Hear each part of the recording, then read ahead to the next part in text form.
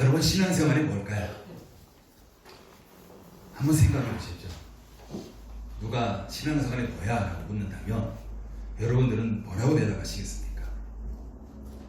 신앙생활은 지금처럼 우리가 일주일 동안 세상에서 살다가 주일날 교회에 가서 하나님 앞에 예배드리고 때로는 금요기도에 가서 때로는 교회 가서 기도하고, 이게 신앙생활이야, 이렇게 하면 이렇게 정답일까요?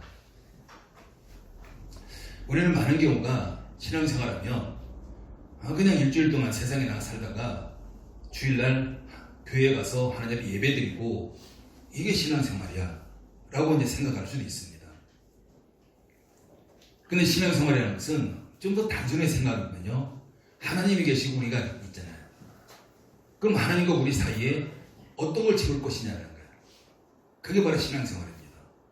하나님과 나 사이에 뭔가를 채워가는 거. 근데 그 무엇인가가 하나님께서 기뻐하시는 걸 채우는 거죠. 그럼 우리가 굳이 신앙생활은 세상에서 살다가 주일날 교회에 나와서 하나님이 예배드리는 거, 물론 이것도 신앙생활이에요. 근데 우리가 신앙생활 큰 범주 가운데 일부분이라는 거예요. 우리가 예배드리는 것. 그래서 하나님과 우리 사이에 하나님 우리에게 말씀하시고 우리는 그 말씀을 듣고 그 말씀대로 살아가는 것, 이게 바로 신앙생활이라고 할 수 있습니다. 그러면 우리가 교회 안에서의 삶과 교회 밖에서 삶은 똑같은 거죠. 우리가 구분할 수 없는 겁니다. 왜? 하나님은 교회 안에도 계시고 교회 밖에도 계시고, 하나님은 교회 안에서도 섭리하시고 교회 밖에서 섭리하시고, 믿지 않는 자들도 하나님이 섭리하십니다. 그렇기 때문에 우리 신앙생활은 이분법적으로 이렇게 구분해가지고 교회 안과 밖을 다르게 우리가 살아가는 이런 모습이 아니라, 교회 밖에서든 교회 안에서든 똑같은 하나님 앞에서 우리가 고람되어의 삶을 살아가는 것, 이게 바로 신앙생활이다 라고 할 수 있습니다. 근데 문제는 하나님과 우리 사이에 하나님이 끊임없이 우리에게 말씀하세요. 성경 말씀을 통해서 우리에게 말씀하십니다. 그래서 우리는 그 하나님 말씀을 들어요. 하나님의 음성을 듣습니다. 하나님의 소리를 듣는 거죠. 근데 하나님 소리 말고 또 다른 소리가 우리에게 들려온다는 거죠. 그 소리는 환경을 통해서 들려와요. 우리 주변에 살아가면서 우리는 환경의 소리를 듣습니다. 근데 문제는 그 환경의 소리가 하나님의 소리와 똑같으면 얼마나 좋겠습니까? 그런데 거의 100% 환경에 통해 들려오는 소리는 하나님의 소리와는 정반대의 소리라는 거예요. 그래서 우리는 그 두 가지 소리 가운데 때로는 갈등하면서 우리가 바른 선택을 할 때도 있지만, 많은 경우가 바른 선택을 하지 못하는 잘못된 선택을 할 때가 참 많은 것을 우리가 보게 됩니다. 여러분, 오늘 본문에도 이삭이라는 사람이 나와요. 이삭이라는 사람도 똑같이 하나님의 소리가 들리는가 하면 또는 환경의 소리가 동시에 들려옵니다. 바로 이삭은 하나님께서 그 아버지 아브라함을 축복하신 것, 그러니까 가나안 땅을 약속하시고 그 축복의 땅을 너와 내 자손에게 주겠다는 그 약속을 들으면서 성장했습니다. 그렇기 때문에 지금 이삭이 살아가고 있는 가나안 땅은 이삭이 앞으로 영원히 살아가야 될, 그 이삭의 후손들이 살아가야 될 그 하나님의 축복의 땅에, 약속의 땅입니다. 그렇기 때문에 이삭은 지금 가나안 땅을 떠나면 안 되는 거예요. 지금 그 땅이 하나님과 함께할 땅, 하나님의 축복을 받을 땅, 이삭뿐만이 아니라 그 후손이 축복을 받아야 될 바로 그런 땅입니다. 그런데 1절 말씀 보면은 아버지 아브라함 때에 있었던 흉년이 그 아들 이삭의 때에도 똑같이 흉년이 들었다라고 성경은 말하고 있습니다. 가나안 땅에서 농사지으면서 살아간다는 것은 결코 쉽지 않아요. 그만큼 환경이 좋지 않습니다. 가나안 땅에서 농사짓기 위해서는 우기와 건기로 구분이 되어 있는데, 우기 때에 최소한의 비는 내려야 돼요. 그 최소한의 비도 내리지 않는다면 그 해는 농사를 지을 수 없는 바로 그런 상황에 처하게 됩니다. 뿐만 아니라 우기 때 최소한 비가 내렸을지라도 건기 때, 그러니까 비가 내리지 않는 그 시기에 충분한 이슬이, 새벽 이슬이 내려야만이 농사를 지을 수 있습니다. 근데 이 당시 이슬이라는 것은 우리나라의 이슬 내리는 것과는 달라요. 바로 가나안 땅은 일교차가 너무나도 심한 거예요. 낮에는 너무 뜨거워서 살 수 없고 밤에는 너무 추워서 살 수 없고, 그러다 보니까 이슬이 맺혀도 땅을 흠뻑 적실 정도로 이슬이 내립니다. 그렇기 때문에 그 비와 이슬은 가나안 땅에서 농사 짓는데 가장 필수적인 요소예요. 그래서 비와 이슬이 적당하게 내리지 않으면 그 해는 흉년이 들어서 농사를 지을 수 없는 땅이 됩니다. 그래서 신명기 11장 14절은 하나님께서 이렇게 말씀하세요. 여호와께서 너희의 땅에 이른 비 늦은 비를 적당한 때에 내리시리니 너희가 곡식과 포도주와 기름을 얻을 것이요. 하나님께서 지금 가나안 땅에 이른 비를 내릴 것이고 늦은 비를 내릴 것이다. 근데 그냥 내리는 것이 아니라 적당한 때에 내리겠다. 가장 정확한 때에 그 비를 내리시겠다. 그리하면이라는 게, 그리하면 너희가 곡식과 포도주와 기름을 얻을 것이요. 그럼 이 말을 다르게 표현하면요, 이른 비 늦은 비 내리지만 때가 틀어진다면, 적당한 때가 아니라면 풍성한 소득을 거둘 수 없게 될 것이라는 말이에요. 적당한 때, 앞으로 조금 당겨지거나 조금 늦춰지면 그만큼 수출이 줄어듭니다. 근데 그 시기가 더 많이 틀어지면 아예 수확을 거둘 수 없게 되는, 바로 그런 일들도 가나안 땅에서 빈번히 일어나는 바로 그런 지역입니다. 그래서 여기서 이른 비라는 것은 가을 비라고 해요. 첫 비라고도 합니다. 그러니까 곡식을 파종할 시기에 가을에. 그렇기 때문에 이른 비라고도 하고 가을 비라고도 하고 첫 비라고도 합니다. 근데 그때 적당한 때에 내려야만이 건기 동안 딱딱해진 그런 땅을 이렇게 흙을 적셔주셔서 파종을 할 수가 있는 겁니다. 그리고 늦은 비는 봄비라고도 합니다. 봄에 이제 수확을 거두게 되는데, 수확을 거두기 무렵에, 그 직전에, 그 무렵에 이렇게 늦은 비가 내림으로 인해서 그 곡물들이 더 열매들을 풍성하게 맺도록 해주는 바로 그런 비입니다. 근데 그 시기가 조금 당겨지거나 늦춰지면 그 곡식이 막 익어갈 때, 풍성하게 맺어질 때 양이 줄어들 수밖에 없는 거예요. 근데 그게 더 시간적으로 많이 틀어진다면 그들이 곡식을 거둘 수 없는, 계속 흉년을 맞게 되는 이런 부분들이 가나안 땅에 이게 빈번하게 나타났던 바로 그런 모습입니다. 그렇기 때문에 비가 적당하게 내리지 않으면 살아갈 수 없는 거죠. 그래서 하나님께서는 너희에게 적당한 때에 이른 비 늦은 비를 내릴 것이다 라고 말씀하는 겁니다. 그럼 이것은 가나안 땅에 살아가는 이스라엘 백성들이 환경이 좋지 않지만 하나님께서 적당하게 내려주시기만 한다면 얼마든지 더 풍성하게 얻을 수 있다는 걸 의미하고, 또한 하나님께 적당한 때에 내리지 않으면 그들이 어려움을 겪을 수밖에 없는 그 땅. 그러면서 가나안은 하나님을 절대적으로 의지하면서 살아갈 수밖에 없는 땅입니다. 그래서 이스라엘을 그곳에 두신 거예요. 그래서 흉년이라는 것은 한마디로 말하면 살아갈 수 없는 땅이에요. 그래서 그들이 흉년을 맞게 되면 애국으로 내려갑니다. 애굽에는 풍성하잖아요. 그 물이 얼마나 풍성합니까? 그 나일강 삼각주 지대, 물이 마르지 않아요. 굉장히 기름진 땅입니다. 그렇기 때문에 그곳에 내려가기만 하면 최소한은 굶지는 않는, 굶어 죽진 않는 그런 삶을 살아갈 수 있는 것입니다. 그래서 가나안 땅에 흉년이 들면 의례적으로 애굽에 내려가요. 우리가 그걸 알 수 있는 것이 아브라함 때에도, 아버지 아브라함 때에도 흉년이 들어서 아브라함은 애굽까지 내려갑니다. 그래서 물론 이제 여러 가지 어려움들을 이제 겪게 됐죠. 근데 지금 이삭에게 흉년이라는 환경을 통해서 뭔가 소리가 들려오는 거죠.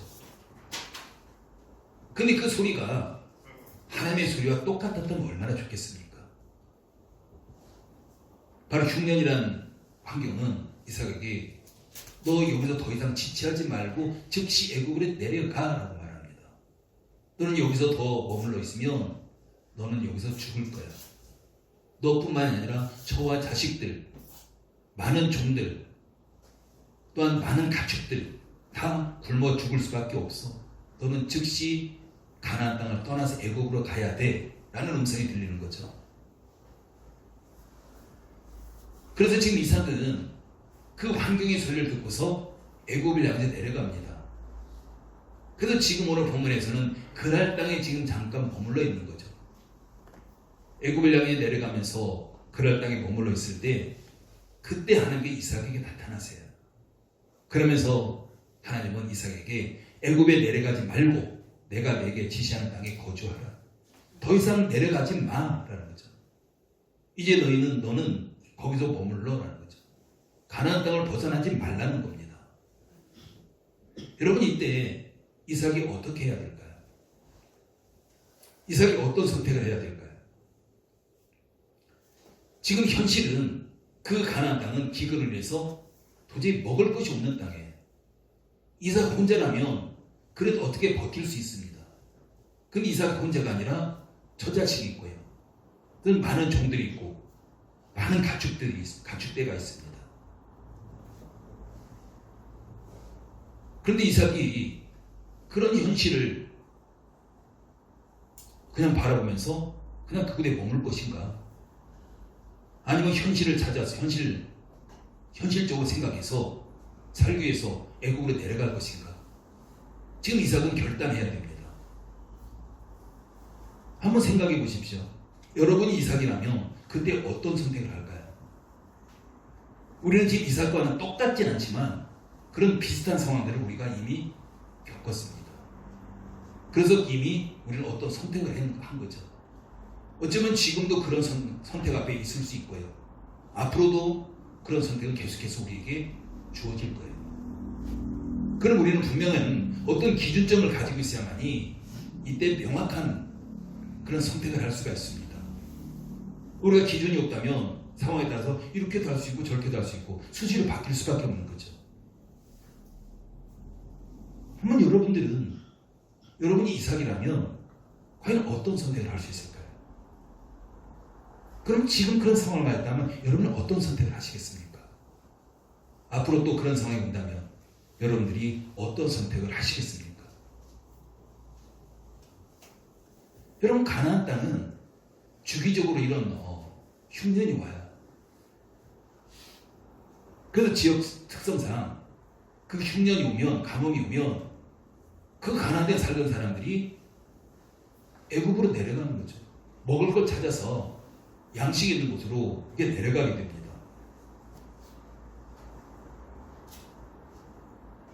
이때 이삭의 심정이 어떨까요? 지금 수많은 사람들 많이 애굽으로 내려가는 거예요. 왜? 가나안 땅에 살 수 없기 때문에. 지금 애굽으로 내려가는 것은 지금 이삭 혼자만이 아니고 이삭이 같이 살던 한 동네에 살았던 수많은 사람들도 이미 다 떠나고 있는 거죠. 그런 행렬을 보면서 이삭이 지금 어떤 선택을 해야 될까? 현실을 무시하고 그냥 가나안 땅에 머물러 있어야 될까? 현실적으로 본다면 이삭뿐만 아니라 자기의 가족, 종들, 가축대들 다 죽을 수밖에 없는 바로 그런 상황이 이삭의 죄의 현실입니다. 그렇다고 그곳에서 머무르면 힘들겠지만 뭔가 비가 온다는 보장도 없고요. 뭔가 좋아진다는 보장이 없습니다.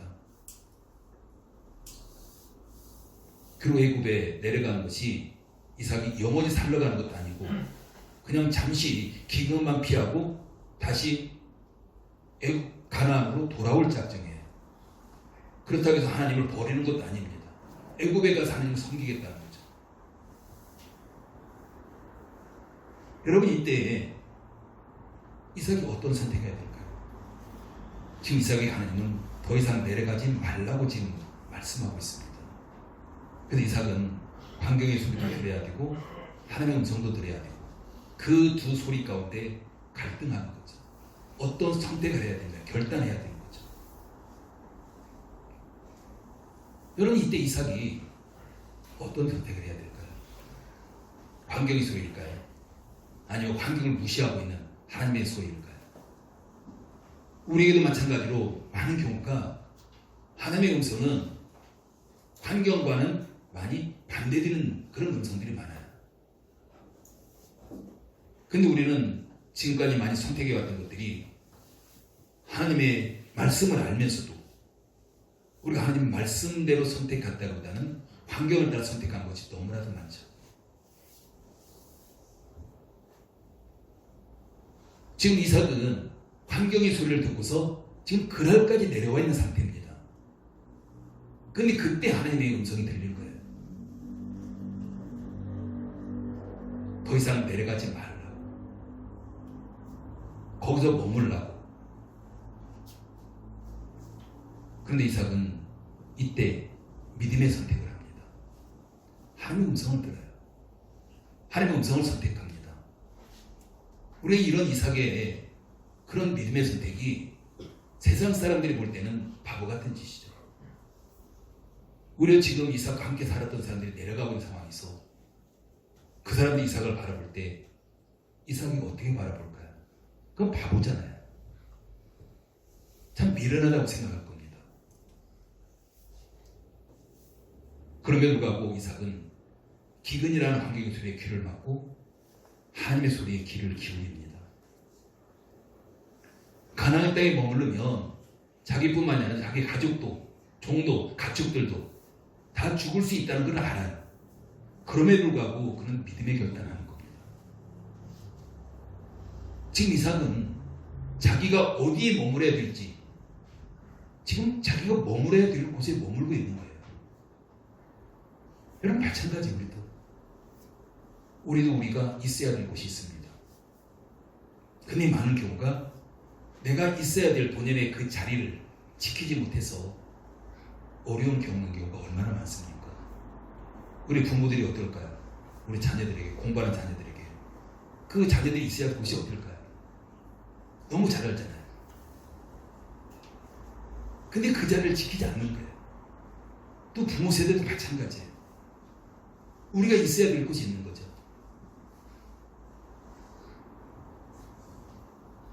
지금 이삭이 있어야 될 자리는 자연적으로 비옥하고 풍요로운 땅 애굽이 아닙니다. 그냥 척박하고 기근이 있고 먹을 것이 없는 곳. 어쩌면 그곳에 있으면 죽을 수도 있는 바로 그런 땅이죠. 근데 중요한 것은 그곳이 하나님의 약속의 땅이라는 거예요. 하나님의 축복의 땅이라는 겁니다. 그곳에 하나님이 계시다는 거예요. 그 단 하나 이유예요. 바로 이삭이 가나안 땅에 머물게 된 이유 단 하나. 그곳에 하나님이 계시기 때문에. 애굽에는 하나님이 계시지 않습니다. 가나안 땅에만 하나님이 계세요. 애굽에는 하나님의 섭리가 없어요. 가나안 땅에 하나님의 섭리가 있습니다. 그게 이삭이 선택했던 절대적인 기준이었습니다. 바로 가나안 땅은 많은 사람들이 먹고 살기 위해서 버린 땅입니다. 기근을 인해서 먹을 것이 없는 땅입니다. 그렇지만 그곳에 하나님이 계시기 때문에 이삭은 가나안 땅을 선택한 것이 아니라 하나님을 선택한 거예요. 그래서 아모스 8장 11절은 우리에게 이런 말씀을 하십니다. 양식이 없어 주림이 아니며 물이 없어 가람이 아니요 여호와의 말씀을 듣지 못한 기각이라. 진짜 기근은 양식이 없는 게 기근이 아니고 하나님의 말씀이 없는 게 기근이라는 거예요. 여러분 하나님이 없는 곳이 기근의 땅이에요. 이게 우리의 선택이 돼야 됩니다. 우리의 기준이 돼야 돼요. 지금 이삭은 가나안 땅을 선택하고 애굽 땅을 선택하고 이게 아니라 하나님을 선택하고 하나님이 없는 걸 선택하지 않은 거예요. 하나님의 계신 걸 선택한 거예요. 여러분 가나안 땅은 기근이 있을지라도 하나님께 계신 땅이기 때문에 가장 풍요로운 땅입니다. 여러분, 우리 하나님이 어떤 분이에요? 우주 만물을 창조하신 분, 어떤 것도 부족하지 않은 분, 하나님 안에는 어떤 것도 다 있는, 그게 바로 우리 하나님이십니다. 그러면 어떤 것도 부족하지 않은 분이 계신 그곳이 가장 풍요로운 곳이잖아요. 우리 눈에는 기근으로 양식이 부족한 곳이지만 하나님의 시각으로는 그것이 가장 풍요로운 곳입니다. 그렇기 때문에 하나님은 이삭에게 더 이상 내려가지 말라고 말씀하십니다. 그곳에 있어야만이 아브라함이 약속하셨던 그런 축복이 이삭을 통해서, 또한 이삭의 후손을 통해서 계속해서 흘러갈 수 있기 때문입니다. 여러분, 3절 4절 같이 읽어볼까요? 3절 4절 같이 읽습니다. 시작. 이 땅에 거류하면 내가 너와 함께 있어 내게 복을 주고 내가 이 모든 땅을 너와 내 자손에게 주리라. 내가 내 아버지 아브라함에게 맹세한 것을 이루어 내 자손을 하늘의 별과 같이 번성하게 하며 이 모든 땅을 내 자손에게 주리니 내 자손으로 말미암아 천하 만민이 복을 받으리라. 아멘. 이 엄청난 축복이 가나안 땅에서 받게 된다는 거예요. 이게 어디서 나옵니까? 하나님에게서 나오잖아요. 가나안 땅에 하나님이 계시기 때문에 그곳에서 이 어마어마한 축복이 이삭에게 갈 거라고 말씀하신 겁니다. 하나님께서 함께 하시기 때문에 가나안 땅이 이삭과 이삭의 자손이 것이 될 것이다. 하나님께서 함께 하시기 때문에 기근으로 사람들이 굶주려 죽는 것이 아니라 오히려 그 반대로 그 자손이 하늘의 별처럼 많게 될 것이다. 지금 사람들은 가나안 땅에 있으면 굶어 죽을까봐 그들 떠납니다. 그런데 하나님은 그런 땅에서 오히려 굶어 죽지 아니하고 그냥 근근히 생명만 유지하는 것이 아니라 그 자손이 하늘의 별처럼 많아지게 될 것이다. 이 엄청난 축복을 하고 계신 거죠. 또한 하나님께서 함께 하시기 때문에 그 이삭이 하나님의 복을 받아서 천하 만민에게 그 복을 전달하는 축복의 통로가 될 것이다. 이게 지금 하나님께서 이삭에게 축복하시는 거예요. 그것은 복이 아니기 때문에 죽을 수도 있기 때문에 사람들이 그걸 떠나고요. 이삭도 그래서 그것을 떠나려고 했습니다. 그런데 하나님은 오히려 그곳이 죽는 곳이 아니라 사는 곳이고 오히려 그 자손이 하늘의 별처럼 많게 할 것이고 오히려 이삭을 통해서 복을 흘려보내는 통로가 되게 할 것이다. 그게 바로 가나안 땅이에요. 여러분, 우리가 육신의 눈으로 보면 애굽이 축복의 통로잖아요. 애굽만 가면 살 수 있잖아요. 그 곡식이 어마어마하게 많기 때문에 그 애굽이 축복의 통로처럼 보입니다. 그런데 하나님은 그곳이 축복의 통로가 아니라 가나안 땅에서 바로 이삭이 머물 때 이삭이 바로 축복의 통로가 될 것이다. 그래서 그를 어마어마하게 축복하시는 겁니다. 12절에서 14절 같이 읽습니다. 12절에 14절입니다. 시작. 이삭이 그 땅에서 농사하여 그의 100배나 얻었고 여호와께서 복을 주심으로 그 사람이 창대하고 왕성하여 마침내 거부가 되어 양과 소가 떼를 이루고 종이 심이 많으므로 블레셋 사람이 그를 시기하여. 아멘. 기근의 땅이에요. 근데 그곳에서 농사를 지었습니다. 그런데 그해 100배나 얻었다라고 말씀해요. 그럼 이것은 하나님께서 적당한 때에 비를 내려주셨다는 거예요. 하나님께서 내려주신 거예요. 이른비 늦은비를 정확하게 내려주셔서 정확하게 파종할 수 있었고 그 추수기 때에 곡식이 많이 증산되도록 하나님께서 적당한 때 비를 내려주셨음을 의미하는 거예요. 왜? 하나님은 그런 능력이 있잖아요.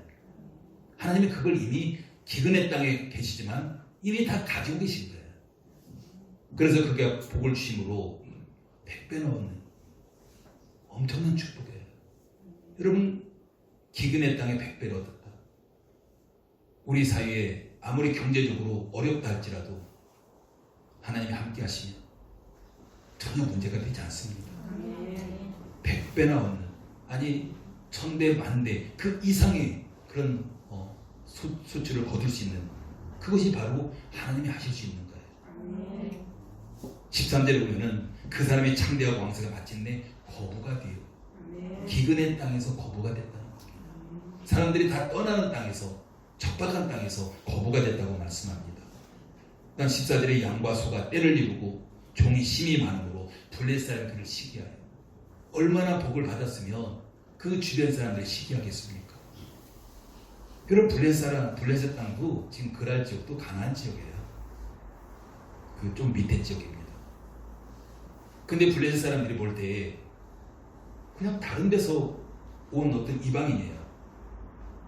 근데 다른 데서 온 이방인이 거기 정착하더니 엄청난 복을 받는 거예요. 그러니까 막 배가 아픈 거죠. 그러니까 너무나도 하나님께 축복하시니까 그를 시기했다라는 거죠. 이처럼 하나님이 하시면 환경 전혀 문제가 되지 않아요. 하나님의 선택하면, 하나님의 섭리 안에 우리가 있다면 우리는 하나님의 놀라운 그런 축복이 우리를 통해서 흘러가게 될 줄 믿습니다. 여러분, 이삭이 이런 어마어마한 복을 어떻게 받았습니까? 그 이유가 무엇일까요? 단지 애굽에 가지 않냐고 가나안 땅에 머물렀기 때문일까요? 하나님은 애굽으로 내려가는 이삭을 가나안 땅에 머물러라고 말씀합니다. 그게 이유일까요? 물론 그것도 이유가 돼요. 근데 우리가 정확한 답은 이삭은 하나님을 선택했다는 거죠. 하나님이 애굽에 계셨다면 이삭은 애굽을 선택했을 겁니다. 그런데 하나님이 가나안 땅에 계시기 때문에 바로 이삭은 그 하나님을 선택한 거예요. 그 땅은 기근의 땅이고 사람들이 다 버리고 애굽으로 내려갔지만 그곳에 하나님이 계시기 때문에 그 하나님을 선택한 겁니다. 이게 우리의 기준이 돼야 돼요. 우리도 이삭 같은 상황 얼마든지 맞습니다. 우리 눈에 보여지는 이곳을 선택하는 것이 정말 현실적으로 더 타당하고 얼마든지 그럴 수 있죠.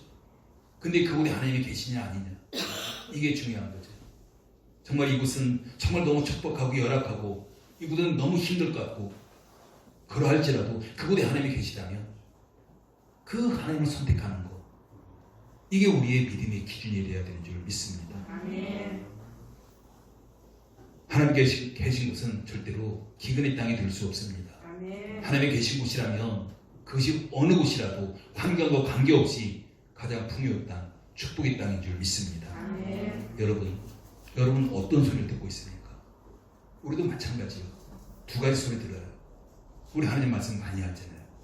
하나님 우리에게 말씀하십니다. 성경을 통해서 말씀하세요. 근데 언제나 또한 우리는 환경에 앞에 처하게 돼요. 문제 앞에 거하게 됩니다. 그럼 그 환경이, 그 문제가 우리에게 뭔가를 메시지를 줍니다. 이때 우리는 어떤 소리에 귀를 기울일 것이냐는 거죠. 우리는 이때 명확한 우리의 믿음의 기준을 가져야 돼요. 그 기준이 없다면 우리는 잘못된 선택할 경우도 참 많은 거예요. 우린 육신을 입고 사는 존재잖아요. 그렇기 때문에 이런 영적인 믿음의 기준이 없다면 우리 육신의 기준으로 우리는 그것을 선택할 수밖에 없는 바로 그런 존재라는 사실입니다. 그 다음 지금 여러분이 어느 곳에 머물고 있을까요? 앞으로 어떤 곳에 머물고 싶으십니까? 지금 이삭이 그랄 땅에 머무는 것은 세상적으로는 도저히 납득할 수 없는 그런 일입니다. 세상 상식으로는 당연히 애국으로 내려가야 돼요. 우리도 마찬가지로 환경만 바라본다면 도저히 내가 있어야 될 그 자리가 아닌 경우도 많습니다. 환경은 너는 그 자리에 있으면 안 돼 라는 말 우리 수시로 들어요. 거기서 떠나야 돼. 다른 걸 선택해야 돼. 우리 이런 말 많이 들어요. 여러분 우리 열린문교도 마찬가지잖아요. 열린문교 그냥 외적인 모습만 보십시오. 환경만 보십시오. 참 많이 부족해요. 작고 초라하고 교회 밖에서 볼 때 그냥 3층에 있는 작은 교회, 이게 열린문교회예요. 그것도 작은 물도 아니고 그것도 3층까지 계단을 통해 힘들게 올라와야만 되고, 근데 우리 주변에 보면 정말 크고 화려하고 정말 편안하고 환경 좋은 교회 얼마나 많습니까? 그럼에도 불구하고 정말 부족해도 이곳이 내가 있어야 될 자리다 라고 생각하면서 이곳에 나와서 함께 하나님 앞에 예배하고 하는 여러분들 정말 감사드려요. 정말 하나님께서도 여러분들 이 모습 보면서 반드시 복 주실 줄 믿습니다. 우리는 지금 코로나라는 그런 어려운 시기를 보내고 있습니다. 여러분, 코로나는 지금 우리 어려움이지만 하나님에게는 어려움이 아니라는 사실이에요. 여러분, 친구야, 그 사이에 우리는 그 중간기라고 하잖아요. 친구야, 중간기. 또 다른 말로 표현하면 그때를 암흑기라고 해요. 왜? 말라기 시대까지는 말라기 선지자를 통해서 하나님께서 마지막으로 말라기 선지자를 통해 말씀하셨어요. 근데 말라기 선지자 이후에는 400년 동안 어떤 말씀도 이스라엘 백성들에게 하시지 않아요. 그래서 그때를 암흑기라고 합니다. 근데 그냥 겉으로 보여지는 게 암흑기지 절대 그게 암흑기가 아니고 어찌 보면 그냥 소망의 기, 희망의 기라고 볼 수 있어요. 왜? 하나님께서 일하셨던 시간이에요. 하나님께 준비하셨던 시간입니다. 메시아 예수 그리스도를 보내시기 위해서 400년 동안 어떤 말씀도 안 하셨지만 하나님은 준비하시고 예수 그리스도를 이 땅에 보내셨다는 사실입니다. 여러분, 그렇다면 우리가 지금 코로나 시기를 보내고 있지만 이 시기는 하나님께서 반드시 준비하는 기간이다. 그래서 코로나 끝나면 아마 교회에도 엄청난 어떤 변동이 올 거예요. 그래서 지금 이 시기를 어떻게 믿음으로 잘 보내느냐에 따라서 그 교회는 부흥이 있게 될 것이고, 정말 힘들어 어려워하면서 예배가 축소되고 이런 교회들은 어려움을 맞을 수밖에 없어요.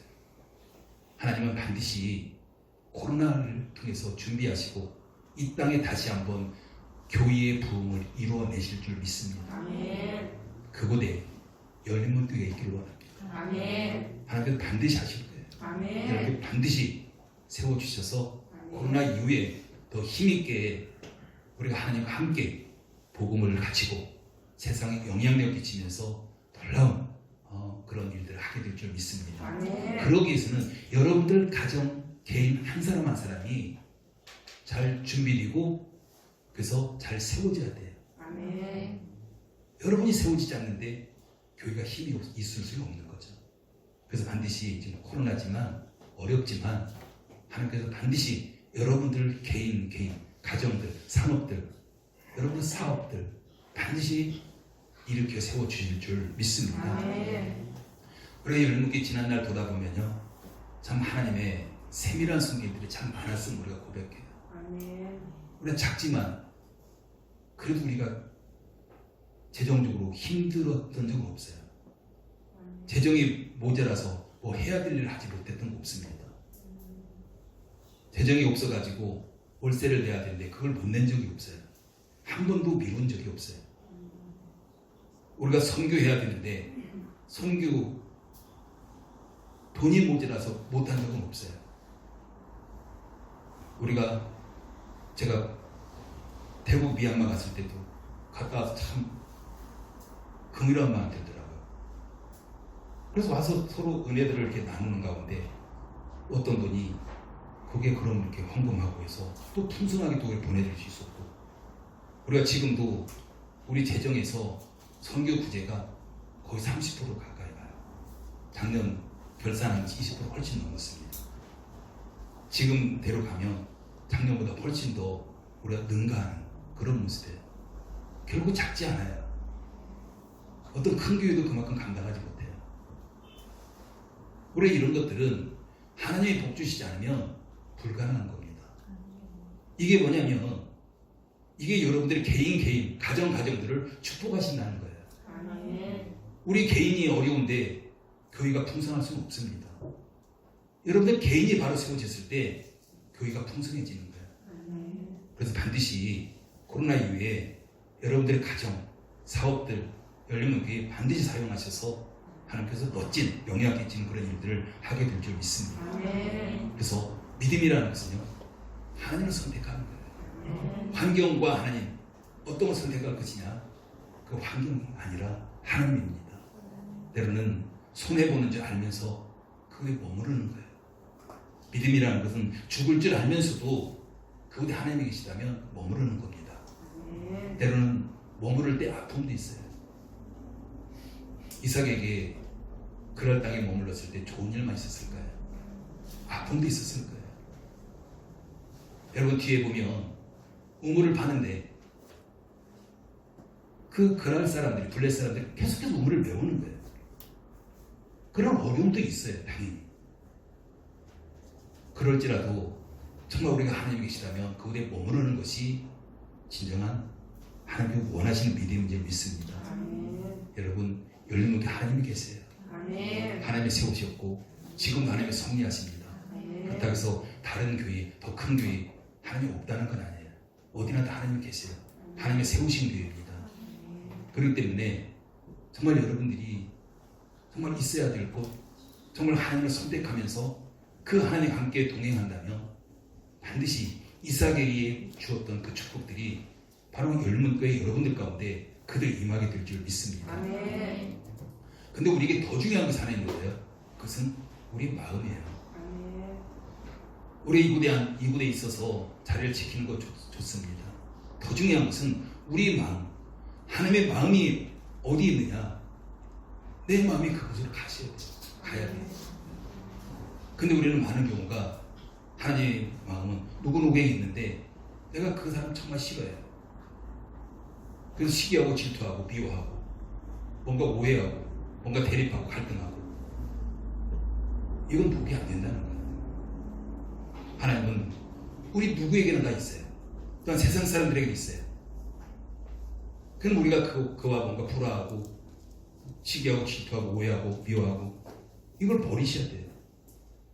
하나님은 절대로 시기하고 미워하고 질투하는 거기에는 하나님 마음이 없습니다. 그건 하나님에게서 온 게 아니기 때문에 그래서 우리도 하나님의 마음을 품고 하나님의 마음이 있는 곳에 내 마음이 있어야 돼요. 하나님이 극일히 여기는 하나님의 시선이 머무는 곳에 우리도 극일히 여기는 그 시선으로 그 곳에 머물러야 돼요. 그래서 하나님은 우리에게 말씀하시기를 받는 자보다 주는 자가 복되더라고 말씀하세요. 왜? 하나님 우리에게 얼마든지 주실 수 있는 분이니까. 주면 하나님이 채워주시겠다. 그게 복되다는 거잖아요. 그래서 우리는 가장 중요한 것이 하나님의 마음이 있는 곳에 내가 있고 하나님의 시선이 있는 곳에 내 시선이 가고 하나님의 사랑이 있는 곳에 내가 가는 거고. 여러분 하나님은 사랑이십니다. 사랑이 아닌 것은 할 수 없는 분이에요. 그럼 우리가 사랑으로 행하고 있다. 그곳에 하나님의 흐름이 있다라고 보시면 돼요. 하나님은 사랑이니까 그곳에 하나님이 계시다라고 보시면 돼요. 여러분 그 사랑은 내가 먼저 손 내미는 거예요. 상대방이 나한테 먼저 다가오기를 기다리는 것이 아니라 내가 먼저 손 내밀고 그 사랑으로 다가갈 때 하나님은 사랑이시기 때문에 사랑이 있다면 하나님이 있다 이거예요. 그럼 내가 사랑을 행하고 있다? 그럼 하나님을 행하고 있다. 그럼 하나님을 행하고 있다? 그게 축복이잖아요. 그게 능력입니다. 그렇듯이 좀 우리 자신 한번 되돌아보십시오. 정말 내가 하나님과 함께하고 있는지, 내가 하나님이 계신 곳에 내가 머물고 있는지, 하나님의 마음이 있는 곳에 내 마음과 함께 머물고 있는지, 하나님의 시선이 향하는 곳에 내 시선과 함께 향하고 있는지, 이게 가장 중요한 거죠. 그래서 우리는 신앙생활이라는 것은 환경과 동행하는 것이 아니라 하나님과 동행하는 것이다. 이삭이 하나님 말씀에 순종해서 하나님을 선택해서 흉년이지만 기근이지만 그 적박한 땅에서 농사를 지었고요.